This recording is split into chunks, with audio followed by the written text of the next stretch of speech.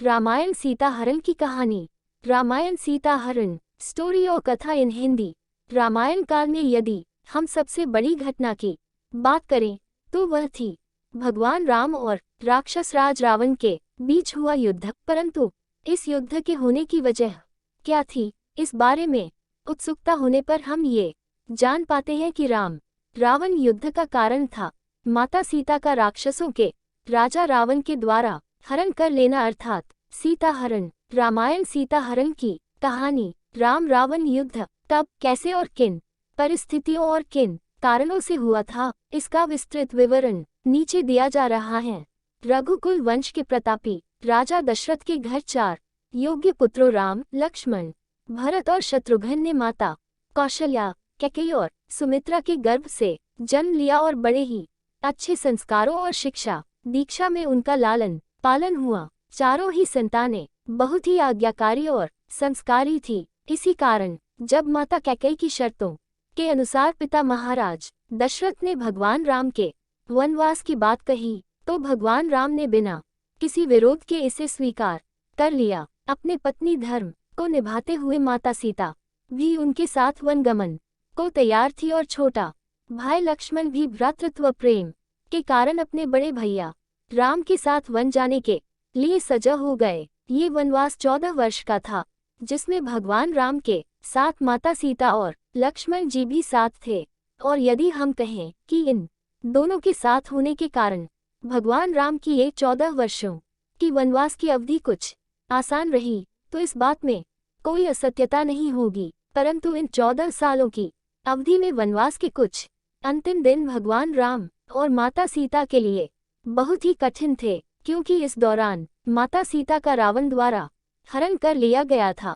अगर हम ये कहें कि इस हरण के बाद माता सीता और प्रभु श्री राम ने बहुत ज्यादा अच्छा समय नहीं देखा या बहुत कम समय साथ में बिताया, तो ये कहना कोई अतिशयोक्ति नहीं होगी। क्योंकि जब माता सीता को भगवान राम ने रावण की कैद से मुक्त कराया और लंका का दहन किया था और अयोध्या जाकर उनका राज्याभिषेक हुआ, तो कुछ ही समय बाद ही महाराज राम ने महारानी सीता का परित्याग कर दिया था और माता सीता को पुनः वनवास जाना पड़ा था। रामायण काल में जब भगवान राम, माता सीता और छोटे भाई लक्ष्मण जी वनवास काट रहे थे, तो वे वन में एक स्थान से दूसरे स्थान पर भटकते हुए ऋषि मुनियों की सेवा और सहायता करते थे और साथ ही साथ उनकी पूजा अर्चना और तपस्या को भंग करने वाले राक्षसों को दंडित करते थे और इस तरह उनकी रक्षा भी करते थे।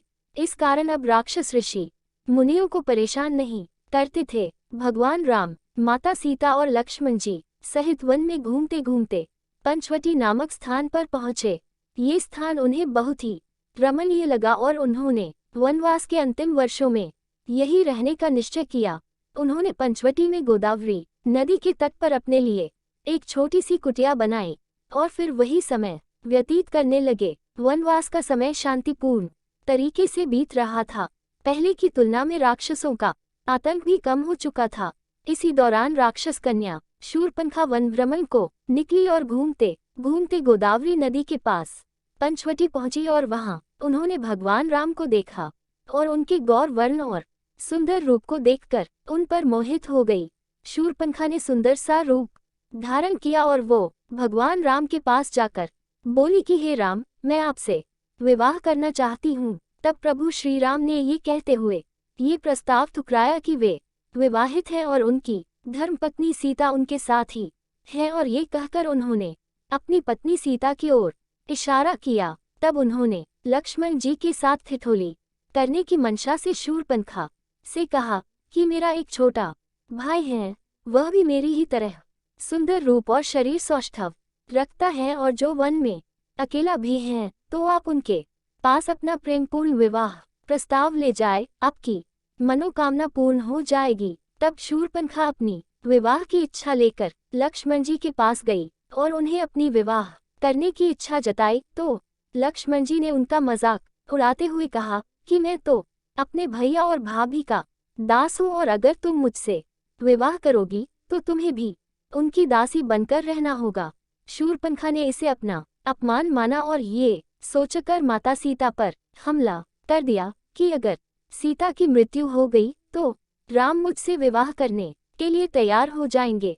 तब लक्ष्मण जी ने क्रोध में आकर शूर्पणखा पर प्रहार किया और अपनी तलवार से उसके नाक काट दिए। इस प्रकार के अनपेक्षित प्रहार से वह दर्द और अपमान भरे मन से अपने भाई खर और दूषण के पास गई और अपने राक्षस भाइयों से बदला लेने के लिए कहा।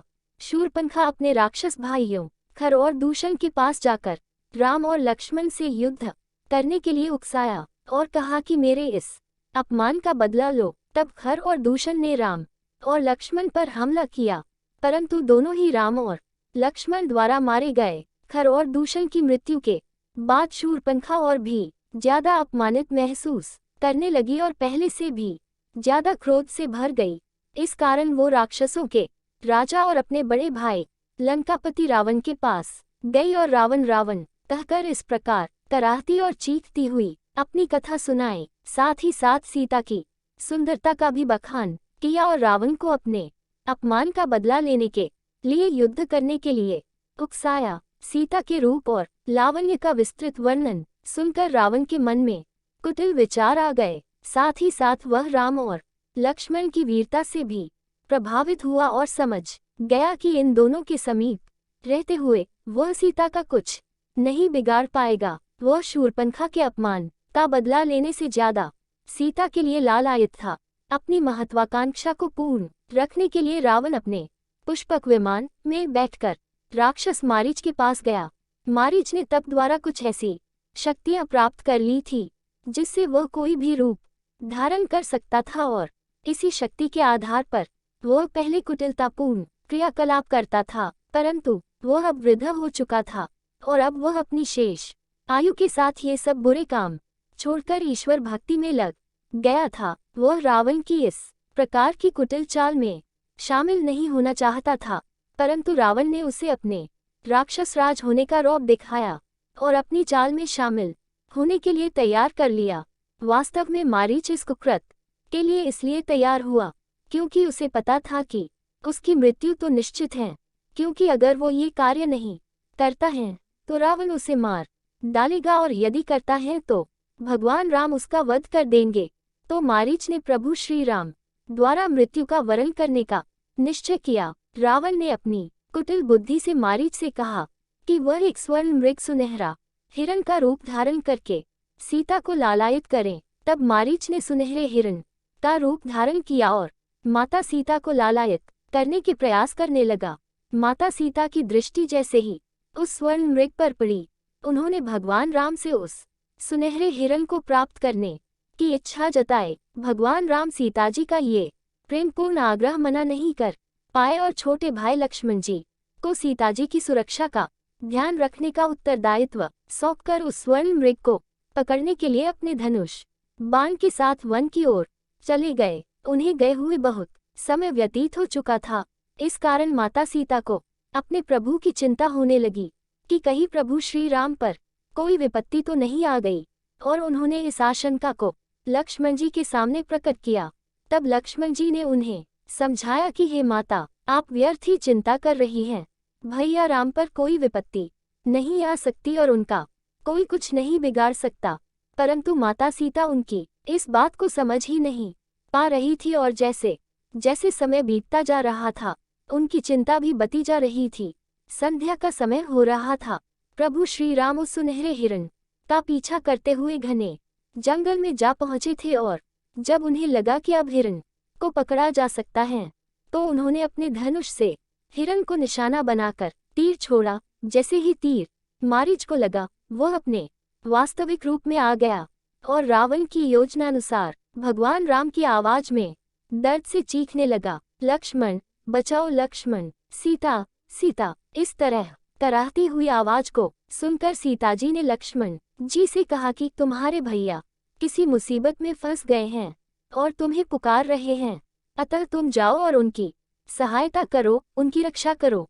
ये सुनकर लक्ष्मण जी ने पुनः माता सीता को समझाया कि भाभी, भैया राम पर कोई मुसीबत नहीं आई है और ये किसी असुरी शक्ति का मायाजाल है, अतः आप व्यर्थ ही चिंतित न हो।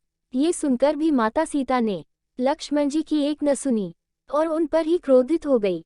और उन्हें आदेश दिया कि हे लक्ष्मण, तुम जाओ और मेरे प्रभु को सकुशल ढूंढकर लाओ। माता सीता के इस प्रकार के आदेश के कारण लक्ष्मण जी को अपने भैया राम के आदेश की अवहेलना करनी पड़ी और वे प्रभु श्री राम की खोज में जाने के लिए तैयार हो गए। परंतु लक्ष्मण जी अपने भैया राम के द्वारा दिए गए सीता माता की रक्षा करने के आदेश को पूर्ण करने के लिए उन्होंने एक उपाय सोचा और उस उपाय के अनुसार उन्होंने कुटिया के चारों ओर एक रेखा खींच दी जिसके भीतर कोई नहीं आ सकता था।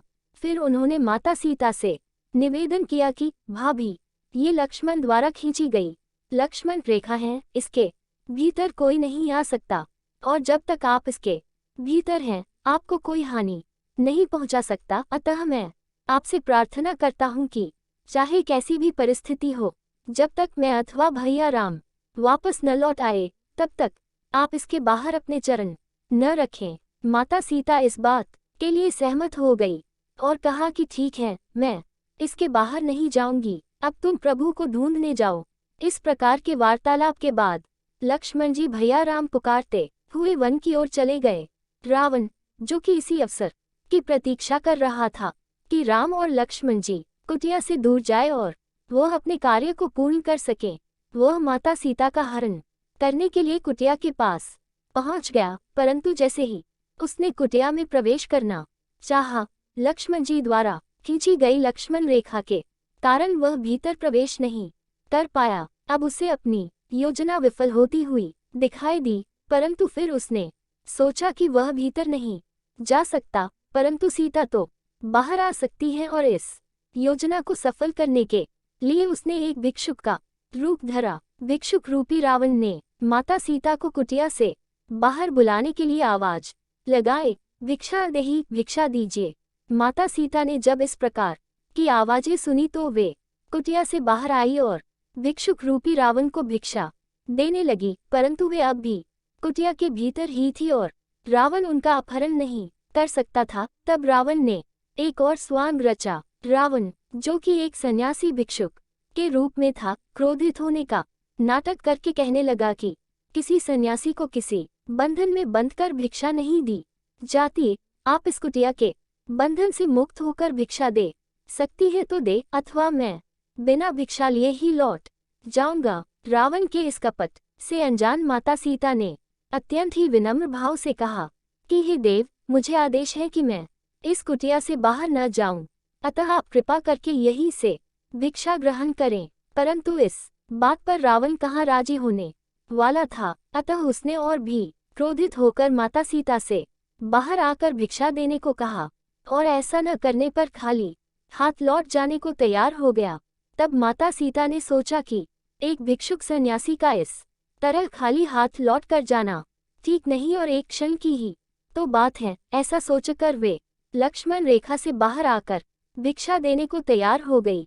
रावण मन ही मन बड़ा प्रसन्न हुआ और जैसे ही माता सीता लक्ष्मण रेखा से बाहर आई, रावण बड़ी ही शीघ्रता से अपने असली रूप में आया और उसने माता सीता का अपहरण कर लिया और उन्हें बलपूर्वक खींचता हुआ अपने पुष्पक विमान में बैठाकर लंका की ओर प्रस्थान कर गया और इस प्रकार माता सीता का हरण हुआ।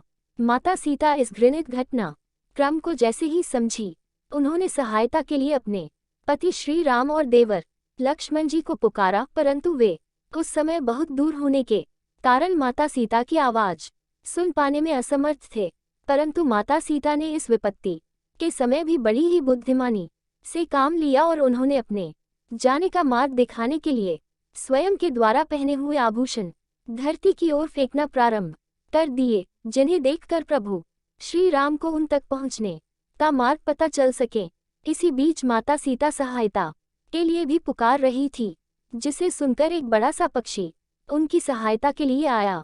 इस विशालकाय पक्षी का नाम जटायु था। वह रावण से युद्ध करने लगा, परंतु अपने बूढ़े शरीर के कारण वह ज्यादा देर रावण का सामना नहीं कर पाया और फिर रावण ने उसके पंख काट दिए। इस कारण वह धरती पर गिर पड़ा और तराहने लगा। दूसरी ओर भगवान राम और लक्ष्मण जी वन में मिल चुके थे और लक्ष्मण जी ने उन्हें बताया कि भाभी ने आपकी कराहती हुई आवाज सुनी और स्वयं को छोड़कर आपके रक्षण के लिए मुझे यहाँ आने के लिए विवश कर दिया। तब भगवान राम और लक्ष्मण जी समझ गए कि ये जरूर कोई असुरी शक्ति का माया जाल है और सीता जी अभी संकट में है, और इस प्रकार का विचार आते ही वे दोनों कुटिया की ओर दौड़ पड़े। परंतु वे जैसे ही कुटिया में पहुंचे, वहां बिखरा हुआ सामान देखकर किसी अनहोनी की आशंका से भयभीत हो गए और दोनों ही सीता जी को खोजने लगे, परंतु उन्हें कहीं भी उनका पता नहीं चला। तभी उन्हें माता सीता के आभूषण दिखाई दिए, जिसे भगवान राम पहचान गए कि ये तो सीता के आभूषण हैं, और वे उसी दिशा की ओर बढ़ने लगे जहां माता सीता के आभूषण मिले थे। आगे चलते चलते उन्हें और भी आभूषण मिले, और फिर कुछ ही दूर पर एक विशालकाय घायल पक्षी दिखा। यह जटायु था, जिससे पूछने पर पता चल कि माता सीता को राक्षसों का राजा लंकापति रावण हरण करके ले गया है, और इस प्रकार माता सीता के हरण की सही जानकारी उन्हें प्राप्त हुई। शिक्षा, moral of the story. Lankesh Ravan महाज्ञानी महापंडित था। उसका राज्य, धन, वैभव आदि भी रघुवंशियों से बड़ा था, परंतु उसने पर स्त्री का सम्मान नहीं किया। इस कारण उसे इतना भीषण संहार देखना पड़ा, और उसे भगवान विष्णु के अवतार प्रभु श्री राम ने मृत्यु दंड दिया। अतः सभी को सदैव स्त्रियों का सम्मान करना चाहिए। जो भी इस कहानी को पढ़ रहा है, प्रभु श्री राम उसकी हर मनोकामना पूर्ण करे, और वीडियो को लाइक, शेयर और चैनल को सब्सक्राइब जरूर करें।